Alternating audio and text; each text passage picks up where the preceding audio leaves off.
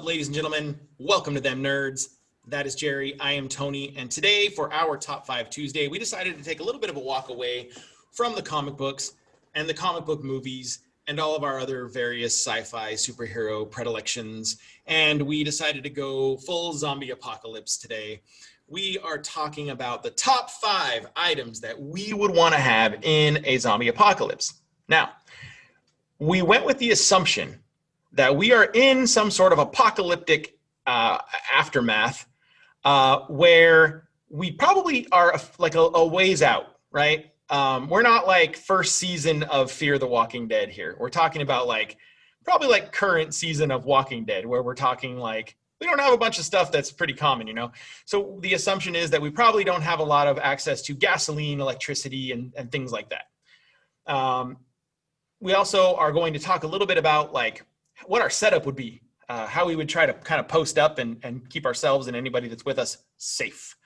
All right, Jerry, the apocalypse has come. What's one of the items that you have, my friend? Okay, I'm going to go ahead and go with my hardest to pronounce one. It's a Hyung spear. It's basically think of, I know I told you. Oh, what? I even try to have Google try to say it to me so I can get it, but that's the best you're gonna get. Just think of Michonne's sword on a spear stick. Oh, dope.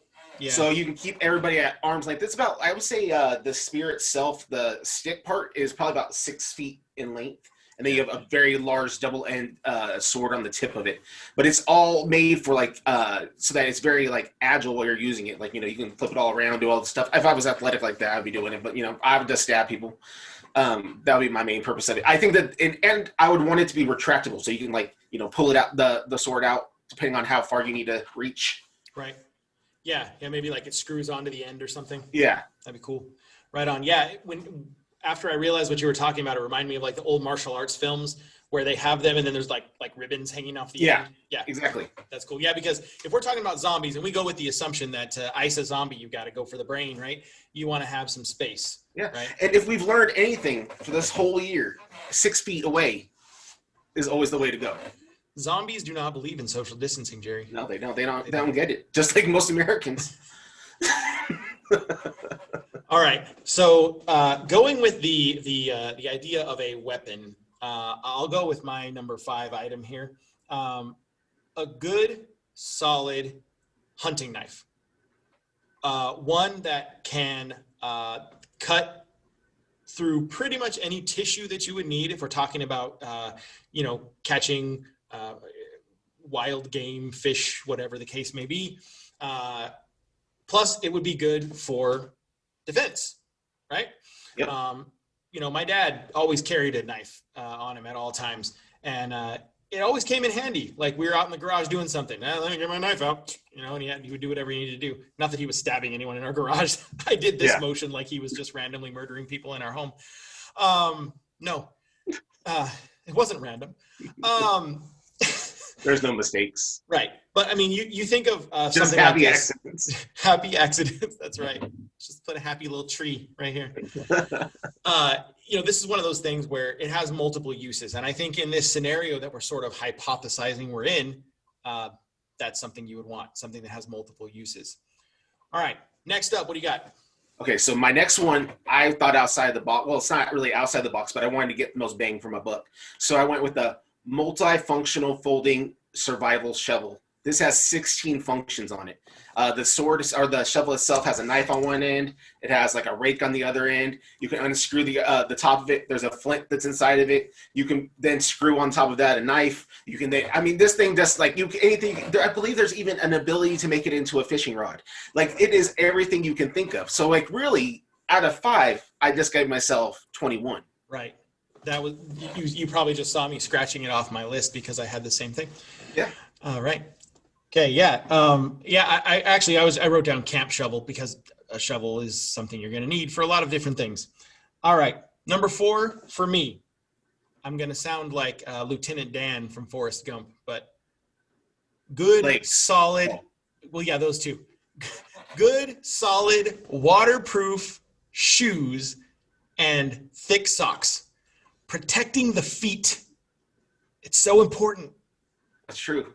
Steel toe, maybe, in case you need to punt a zombie in the head, right? Yeah. Good shoes. Because, I mean, you got to think you're going to be hoofing it a lot. You're probably going to be climbing up stuff. Got to have the good shoes, right? You shouldn't be wearing Vans in the zombie apocalypse. At least I totally agree. All right, what do you got next? A 6-shot shotgun. Ooh. This is for home protection. It wouldn't be like it wouldn't be the one that you're just like using just to blow away people. I mean, but it would be like for more like a home defense. And I was like, maybe I'm like blowing this out of proportion. There isn't even a 6-shot shotgun, but I looked and there Not is. in California. No, well, we're talking about California after the apocalypse. Right. So You can get 2021. anything. I was going to put down a rifle, a hunting rifle, but I decided not to. And the only reason I decided not to was because of the likelihood of not being able to find ammo. But when you're talking about a shotgun, you can. There's a lot of ways that you can easily reload, ammo. And not only that, if you're keeping it as like a way to protect like your homestead rather than taking it out for like hunting purposes, then it probably would go a lot farther. That's smart. Sure. All right. Next up for me, something called a life straw. I know what this is. Life straw is a super cool thing. There are some charities that are giving these out in parts of Africa and impoverished parts of South Asia. And they're super cool. It's a portable straw that has built-in filtration. So as you're sucking up the water, it filters it as you're sucking it up. And in some of the demonstration videos that I've seen, you've got people drinking out of literally like muddy, like tire tracks. And the water that comes through the other side is clean, clear, and free of any kind of toxins and impurities. It's pretty rad. Yeah, that's pretty awesome. I've seen those. If you watch a lot of survival shows, you always see that they have those. Yeah, that would be a big one for me. All right, have we gotten through 3? That was 3. 3. That was okay. 3. So what's your number 4? I am going to do backwards. Huh? I said, what's your number 4 or number 2 if we're going backwards? Yeah, I wanted a storage seed kit. Now this has 80,000 different seeds inside this bucket because I figured you want to be able to basically self-sustain. And so once you start growing this stuff, as long as you are also propagating from what you're growing, you have endless supplies of being able to have crops throughout the year. Right. Yeah, that was I had that on my list, and I'm not going to say it now because you said it. So. You have to think we're at the point, if we're looking at this scenario, like I mentioned, where we're sort of, a ways out from the beginning of this, you're less in the survival mode and more in the reestablishing yourself and reestablishing society sort of mode. And you definitely want to be able to propagate crops instead of just picking up whatever you find, right? That's good. Next for me is a fishing pole. Good old fishing pole. Go down to the creek. I'm a meat eater. I love meat, but the idea that in an apocalypse, it might be a little more difficult to come across something like a porterhouse. You're not probably with my 6-shot shotgun. That's true. That's true. You could get at least 6 steaks. Yeah. That's what peppered with legs. Yes. Yeah. Just watch your teeth. So I thought a fishing pole would be a good one just because, you're most likely going to be able to find some kind of body of water that's going to have some kind of fish. Now, whether those fish are, poisonous or have been tainted in some way, that, that's a different episode, I guess. But that would be me trying to do some fishing. Plus, you could also use the fishing line for creating snares for small game like squirrels and rabbits. Very smart. Yeah. All right. What's your number 1 pick? Okay, so originally I put solar panels, but then I decided not to go with that because I already figured my homestead would have them. I wouldn't really need those around. I see. And then I thought about a good pot because you need to have something to cook in or piss. But sometimes that's all you have. But I settled on a farmer's almanac. Ah. because a farmer's almanac literally gives you every single thing you need to know. Basically, it's like every single thing since the creation of the colonies of how you you know, cook chicken without having to pull the feathers off, and how to build a house from the ground up, and how to do this. You know what I mean? Like, if you watch The Walking Dead, you know, season after season, you know, they lose the homestead, they're running out of food, they run out of water, you know, it's always about subsistence. But it's like right around season 8 where Maggie meets up with this group of travelers that they offer them, you know, for a trade of records and you know, basically just records and knowledge. They would give them in turn all the knowledge they have. And when they give them the knowledge, it's like how to build wind turbines, and how to farm and make water canals and do all this kind of stuff. And so after season 8, from there on, you see that the communities are flourishing, because that's really what you need. Is you have to have a knowledge. If you're not made, like, most people who are going to be around are city folk. They don't know how to do any of this kind of stuff. Right. So this gives you all the knowledge you need. That's great. That's great. My number one thing is a permanent fire starter.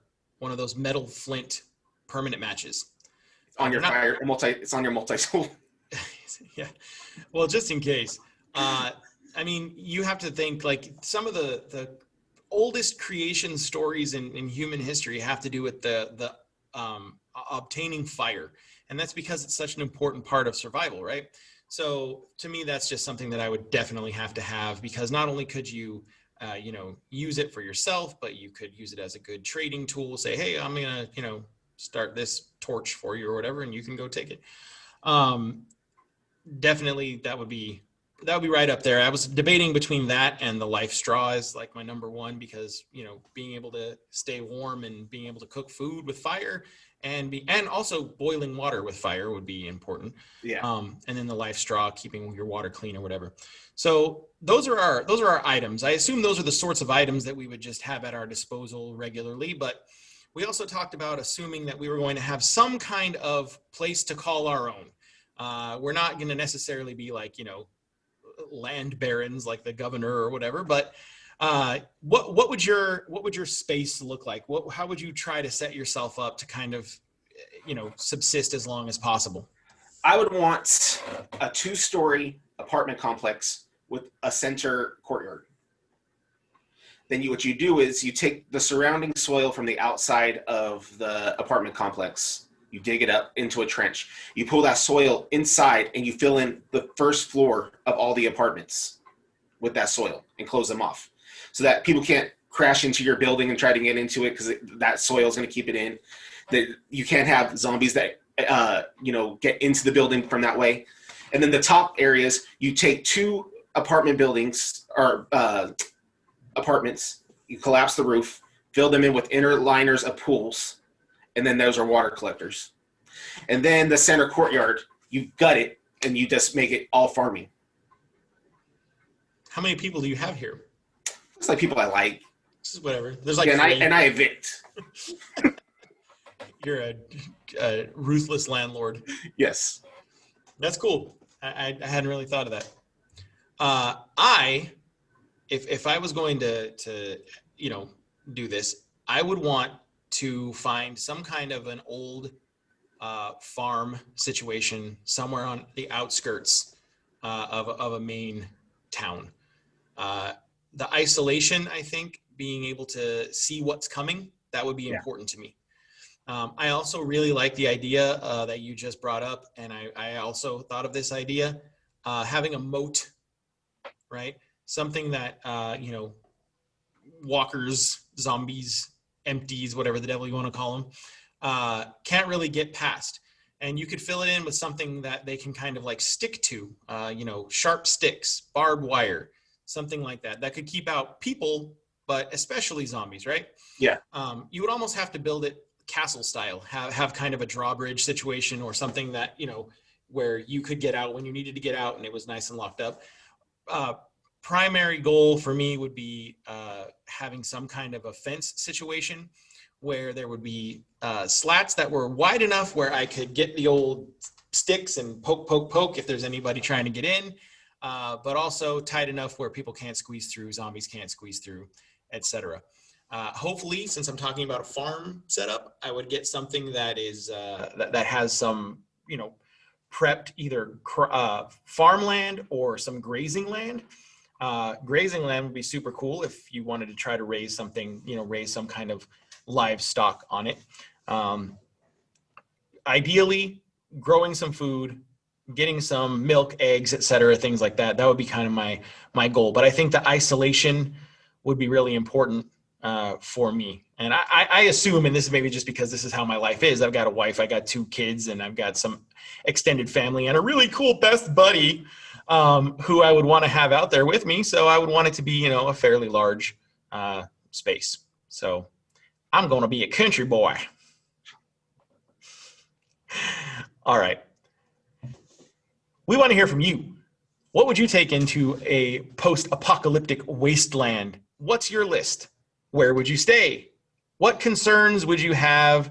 How long do you think we would last? And I don't just mean because of our physical prowess. I mean because of the choices we made. Yeah.